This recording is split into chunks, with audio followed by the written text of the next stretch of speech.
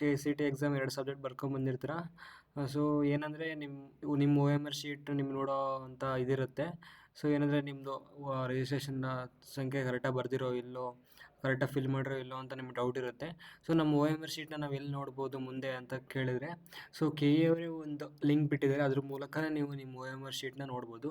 So ಆ OMR ಶೀಟ್ನ ಹೆಂಗೆ ನೋಡೋದು ಅಂತ ಈ ವಿಡಿಯೋದ ತಿಳಿಸ್ಕೊಡ್ತಾ ಹೋಗ್ತೀನಿ. ವಿಡಿಯೋನ ಕೊನೆ ತನಕ ನೋಡಿ. ನೀವೇನಾದ್ರು ಹೊಸ ಫ್ರೆಂಡ್ಸ್ ಚಾನಲ್ ಸಬ್ಸ್ಕ್ರೈಬ್ ಮಾಡ್ಕೊಂಬಿಡಿ. ಸೊ ಈ ಡೈರೆಕ್ಟಾಗಿ ವಿಷಯಕ್ಕೆ ಹೋದರೆ, ಡೈರೆಕ್ಟಾಗಿ ಸೊ ನೀವು ಫಸ್ಟ್ ಏನು ಮಾಡಬೇಕು ಅಂದರೆ, ಸಿಂಪಲ್ಲಾಗಿ ಗೂಗಲ್ ಅಥವಾ ಕ್ರೋಮಿಗೆ ಹೋಗಿ KE ಅಂತ ಸರ್ಚ್ ಮಾಡಿ. ಸೊ KE ಅಂತ ಸರ್ಚ್ ಮಾಡಿದಾಗ ಮೊದಲನೇ ವೆಬ್ಸೈಟ್ ಓಪನ್ ಆಗೋದು, ಅದನ್ನು ಕ್ಲಿಕ್ ಮಾಡಿ ಓಪನ್ ಮಾಡ್ಕೊಳ್ಳಿ. ನೆಕ್ಸ್ಟ್ ಬಂದು ಇಲ್ಲಿ ಪ್ರವೇಶಕ್ಕೆ ಹೋಗಿ, ಪ್ರವೇಶದಲ್ಲಿ UGCETಗೆ ಹೋಗಿ. ಸೊ UGCETಯಲ್ಲಿ ಫಸ್ಟ್ನೇ ಲಿಂಕ್ ಬಿಟ್ಟಿದ್ದಾರೆ. ಸೊ ಈ ಲಿಂಕ್ ಮೇಲೆ ಕ್ಲಿಕ್ ಮಾಡಿ. ಸೊ ಈ ಲಿಂಕ್ ಮೇಲೆ ಕ್ಲಿಕ್ ಮಾಡಿದ್ಮೇಲೆ ಇಲ್ಲಿ ಸೆಲೆಕ್ಟ್ ಎಕ್ಸಾಮ್ ಅಂತಿದೆ. ಸೆಲೆಕ್ಟ್ ಎಕ್ಸಾಮ್ ಅಲ್ಲಿ UGCET ಅಂತ ಕ್ಲಿಕ್ ಮಾಡಿ. ಅದೇ ರೀತಿ ಡಿಸ್ಟಿಕ್ನಲ್ಲಿ 2 ಡಿಸ್ಟಿಕ್ ಇದೆ, ಬೆಂಗಳೂರು, ಧಾರವಾಡ ಅಂತ. ಸೊ ಬೆಳಗ್ಗೆ ಅಷ್ಟೊತ್ತಿಗೆ ಆಲ್ಮೋಸ್ಟ್ ಎಲ್ಲ ಡಿಸ್ಟಿಕ್ಕಿಂದು ಇಲ್ಲಿ ಅಪ್ಡೇಟ್ ಮಾಡಿರ್ತಾರೆ.